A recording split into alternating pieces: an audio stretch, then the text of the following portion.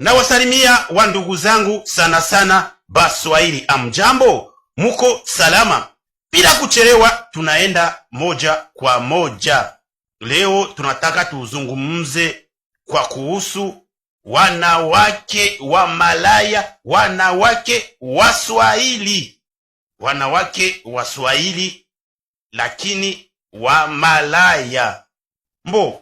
Tukifanya uchunguzi, kwa sababu ndoa mingi za wamalaya wanawake wa Kiswahili, ndoa mingi 80% ni wanawake wenye wanajenga, kwa sababu ukipata mwanamke malaya Mswahili ni mwanamke wa kujenga, kwa sababu wanawake wa malaya wengi wa Kiswahili wanajenga sana.